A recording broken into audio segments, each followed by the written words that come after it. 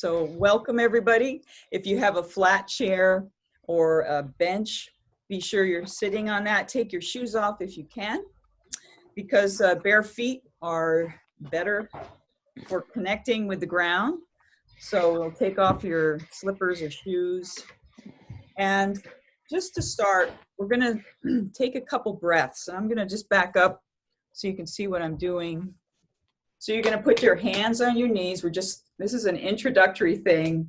I didn't do this last class, but it's a wonderful way just to clear yourself really quickly. So you've been hustling to get here, you wanna get to the class, take your shoes off. Now put your hands on your thighs and inhale. Hold your breath. Feel that upness of the holding of the breath, and exhale and let the weight settle, and think about it. Keep settling. So it's very much, your nervous system is kind of like a glass of water with some sediment in it.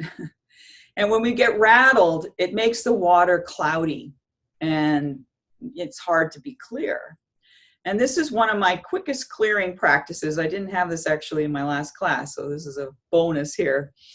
This is a clearing practice. And so you're gonna inhale, hold your breath, feel the collection of what the lungs carry here. Exhale, and do it slowly. Let the shoulders and elbows sink. Like there's weight in the shoulder, which there is weight in the elbow. The weight of your arm can rest. Let's do one more.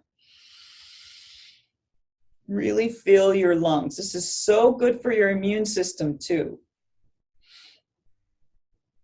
Exhale. Now, as you exhale, even though your breath is already left, keep thinking about dropping. Even if you're inhaling again, you keep dropping and dropping so that the mind is settling. And when the mind settles, the body settles. All right? So this is such a fabulous clearing practice. And the more you practice this with quiet awareness, it's great to do before you do meditation, before you talk to someone on the phone, if you're all jittery.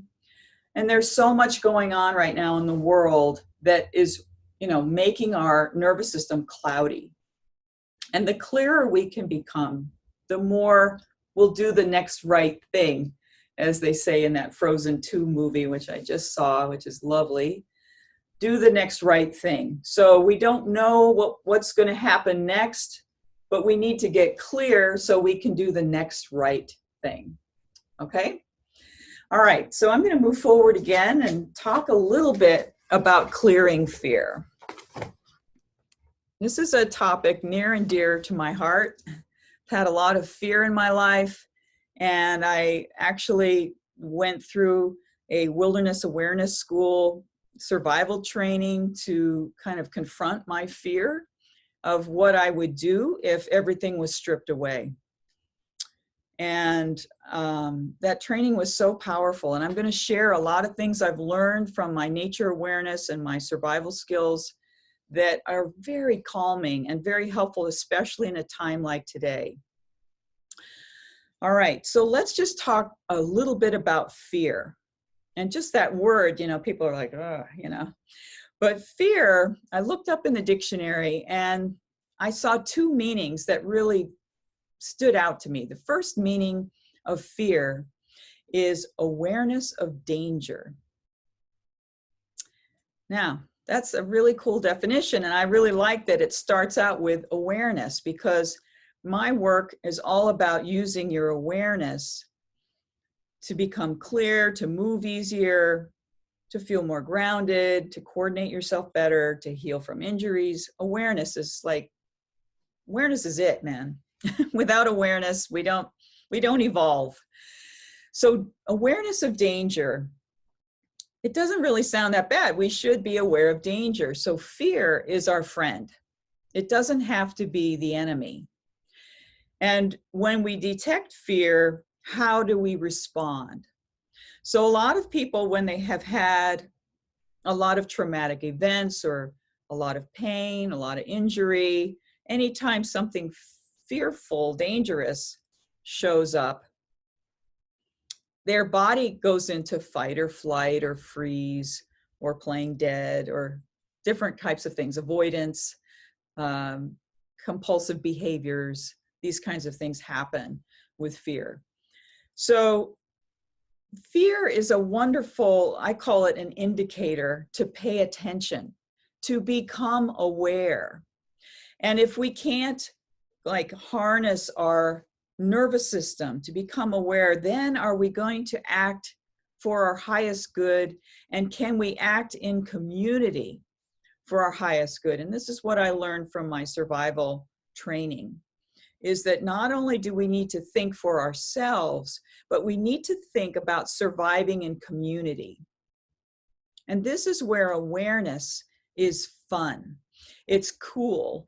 And it's necessary in order to survive, that we not only think of ourselves, but we think of our neighbors, the people across the world. Like every being is invested in our survival and we in theirs. And that couldn't be more true than today. All right, so awareness of danger, really important. And if we're in denial, which is often the strategy with fear, is we go right into denial, like there's not a problem, or I'm young, I'm not going to get sick, or I live in a small town, it's not going to come to my town. That's called denial, okay? So there is danger out there, and we want to respond, and we want to get clear so we can do the best right next thing. The other meaning about fear that I really love is its profound reverence and awe, especially toward God or your higher power or that force in the universe that we don't understand, whatever you call God. Profound reverence and awe. Whether you believe in God or not, I'm sure you've experienced awe in your life. And fear is this kind of respect for that which we can't see. So we are in this place of respect right now. We realize, man, I can't control the universe and I need to pay attention. So that's what this whole series is about really connecting when fear comes up. How can we clear ourselves so we can respond in the best way?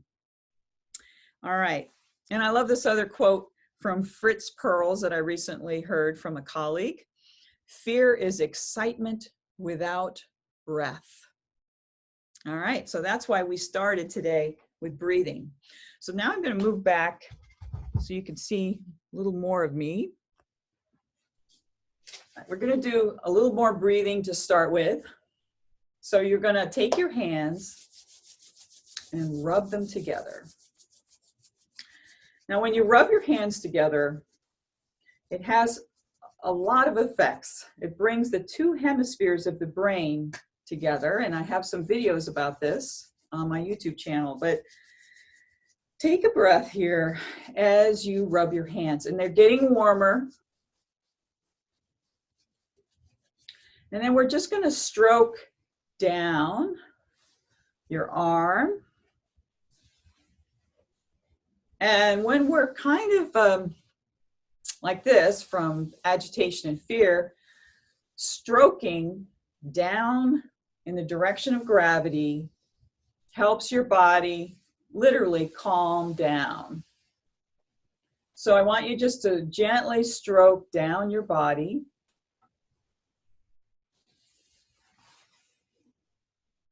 Let's do some more. Inhale. Exhale. And stroking down your leg now, down to your feet, if you can. And other leg. And I'm doing this fairly slowly, so not in a hurry. And that's something that tells your body It's okay if you move slowly. It's very difficult to just jump into like Tai Chi or Qigong or these slow exercises without some preparation for your mind to connect with your body. So that's why I'm giving you some of these really quick tools to start to slow down, calm down, and also really begin to, be kind to your body. And think about like petting a cat or a dog and how that calms you, partly because you're slowing down, and animals are so grounded, all right? So this is something you can do during the day, is just do some slow stroking, all right? Now, your feet are like the roots that connect us to the earth and the pelvis. So that's why this series, I'm going to be working so much to awaken this connection between your hips and your legs and feet. Now, lately, I noticed my natural response when I get anxious, when I feel fear, is I get outside and I get my hands in the dirt. So I was weeding like a crazy person the last 2 weeks. I got blisters from weeding, but it was actually fun. But also I could feel how therapeutic that was to have my hands in the earth, okay? It really brought my mind down to a very quiet place. And if you have that luxury to get outside and do some yard work, great. Even if you don't have a yard where you live, you could go to a park someplace that may have some dirt somewhere and just stick your hands in the dirt. It's amazing. And I'll talk about that more in another class. But I pulled out these weeds, and I think it must have been morning glory. It could have been buttercup, but these roots were like the size of my little finger, and they were so juicy and just full, I could feel, of water and nutrition and life. And if you know about morning glory weeds or buttercup, they have an enormous root system. And those were the weeds I was really weeding a lot and, really tugging on them. And just before this class, I realized what a beautiful message the earth was giving me about how to connect. How do I connect myself with real support? And it's through the roots and feeling these healthy, vital roots of these plants that they're challenging to get out, okay? And that's the kind of rootedness energetically that I want to feel with the planet, with my body, so that I feel stable even when there's storms or, droughts or anything that's threatening. So roots are where it's at.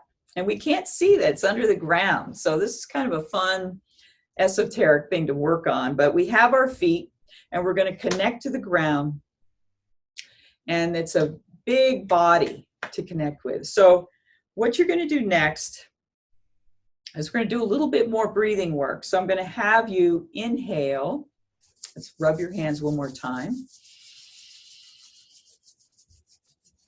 And then put your hands on your chest and let the weight of your elbows drop. And as you breathe, just feel the lungs fill this upper part of your chest. So inhaling. Exhale, let the elbows drop. So it almost pulls away from these collarbones. Inhale. Exhale, let the elbows drop. And one more. Inhale. Let the elbows drop. Okay? So that works with this what we call upper diaphragm in yoga. Now let's rub again. This time I want you to make a fist, kind of medium, and you're going to press up under your rib cage and hold that. And inhale. and hold. Exhale and relax your hands to your legs. And once more, inhale. Press up in here. So into the diaphragm. Exhale, settle. And one more inhale. Press into the diaphragm. Your fists right under the rib cage. And then open your hands, relax onto your thighs. So we do that 3 times. Now, last time, rub your hands. And when you rub, you think about yourself collecting here. This is a secret ninja trick. And then make a fist, and this time you're going to press below the belt right onto the pubic bone and sort of dig in there. Hold the breath and then exhale and relax. Okay, inhale, press into that pubic bone. Exhale, relax.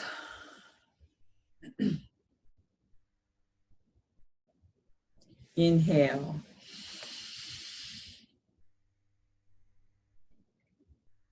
Exhale, relax. And we haven't even gotten to the legs yet, but can you feel how now we've made this path down to the pelvis? All right. And this area in yoga, these are the 3 main locks that kind of open this channel for life force to move up and down through your torso. And there's lots of organs in here. And when we get fearful, things kind of lock down, and this opens those gates so that your energy, your life force, your nervous system energy, everything can start flowing down. And then we're going to work with collecting this vital energy from the earth up. So now let's work with your legs. So take one hand and slide it toward your knee.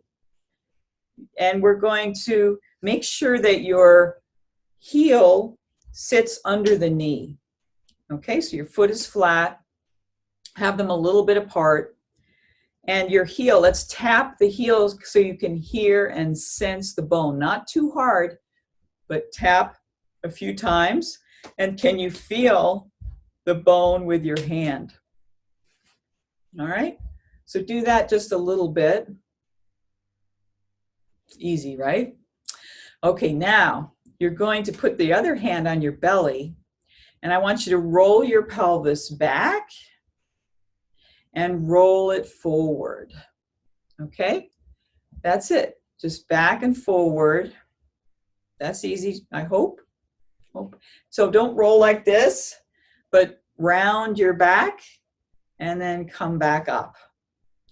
Now you're going to tap your heel while you round your back and then roll forward. And that's on your sitting bone. Well, some of you, this may be your first time doing this kind of stuff, and you know, she's talking about these bones.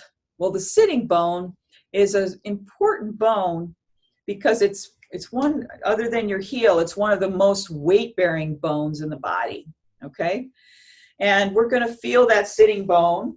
So I want you to take your middle finger and slide it under the edge of your sit bone and lean into that fingertip and roll a little forward and back and see if you can find the edge of your sitting bone. Now, that's kind of what we were just doing a moment ago, but now you're taking your finger to feel the bone as you roll your pelvis. So I'm moving it around the edge of that bone. If you're not sure, just experiment until you feel that yep, that's a bone, okay? And you can go a little side to side, but forward and back works very well. And this is the direction we move the most as humans, because we walk and our eyes are oriented this way. So this is a very important movement. All right, and you can even touch from this side to feel the inside of your sit bone. Okay, so you can walk all the way to the crack of your butt, all the way around. All right, put your other hand on your knee and let's see if you can roll and tap your heel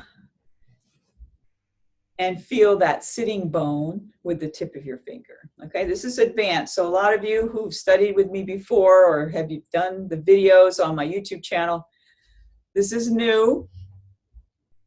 It's a little more complicated, but it's a wonderful way to connect everything to the ground. Everything. Your hands make this loop to the knee. It's like connect the dots, right? Can you feel the connection of the bones to bones to bones? Now, what amplifies connection is the breath. And that's what this talk about fear and excitement, if we're holding the breath, these gates, these three gates lock up and we don't have our life force moving to the ground, and we don't have the nourishment from the earth coming through. So now let's add the breath, and maybe don't worry about moving your hand around. Maybe pick a point on your sit bone. Inhale. Exhale and roll. Don't tap your foot yet. Just feel the sitting bone. And now tap your foot and see if you can breathe too.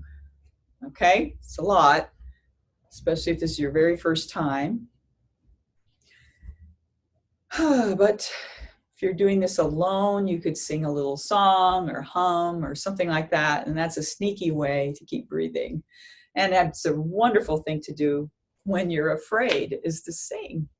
It's an awesome thing. Music is so healing. I really encourage you to do as much music right now as you can. Okay, other side. Take your fingertips and touch the edge of your sit bone. And let's put this hand on the knee and tap. And you can tap just now and then.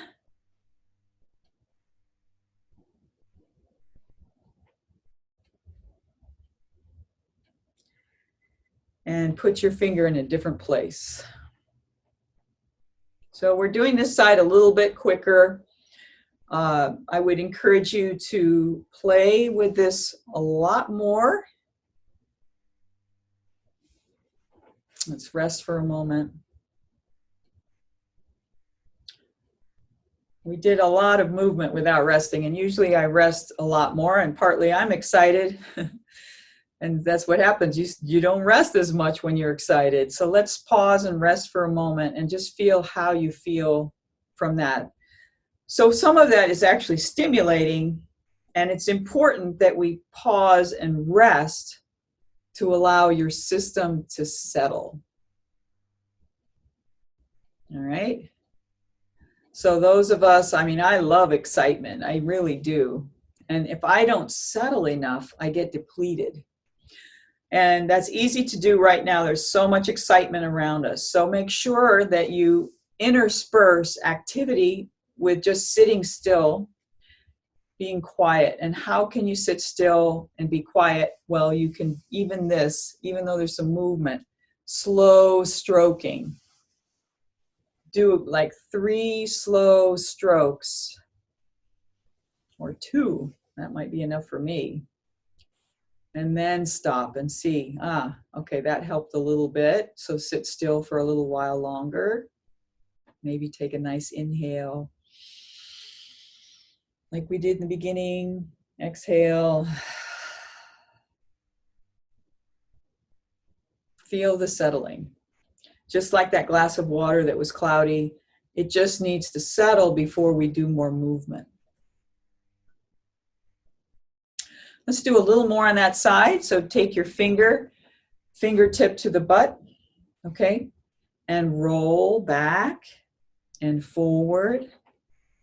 Roll back and forward. Can you feel that sit bone clearly now?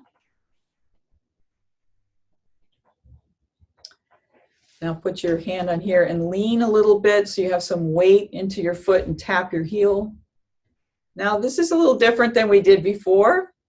So instead of rolling back with your upper body, keep your upper body leaning forward and just roll back with your pelvis, forward and back. Just the pelvis.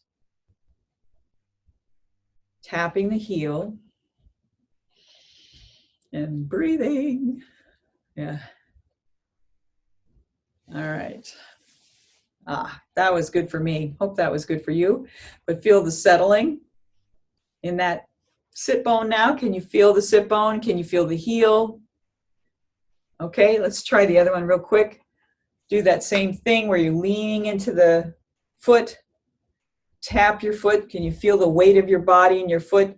Roll your pelvis back. Can you feel the weight rolling over the middle finger as you roll? Now breathe and do the whole thing together, leaning forward, leaning on the knee, tapping the heel. Complicated, but doable. Feel the difference now. Can you feel your heels, sitting bones? And then to top it off, put one hand on your head. And now you can roll and feel your pelvis, your heels, and your head. Got the whole picture now. All right, to conclude, what I'd like you to do is a little bit of Ayurvedic or Qigong type of work, but we're going to imagine a light, a healing light that comes from that great mystery, the divine source within us or without, outside of us that connects us within, a divine light that goes over you like a waterfall and clears this field about 10 inches from your body. So you're going to waterfall your body and just further clear that glass of water all the way down your feet. Just imagine this waterfall. And in Qigong, they have you do this by moving your hands down your body. But let's just do it in your imagination of just picturing a waterfall and just letting yourself receive this cleansing light. Could be a blue light, a gold light, a white light. Inhaling and exhaling, just clearing anything that's not yours, emotions, just nervous tension, clearing your field. Inhaling and exhaling. Wiggle your toes a little to feel your roots now, connecting with this big earth. One more inhale and exhale. So your energetic space is just around your body. This 10 inches is a good field to maintain rather than it being way out there. And it's perfect right now that we have this social distancing. You can actually practice these tools really well. We're just about out of time here. So I just wanted to finish with that. And then a real quick assignment for next class, you need to have a rock. If you can find a rock, and I'll open this up after for discussion, but I want you to find a rock because we'll be using rocks as well. And I also want you to get a blanket roll, okay? And this is about as big as you want to get.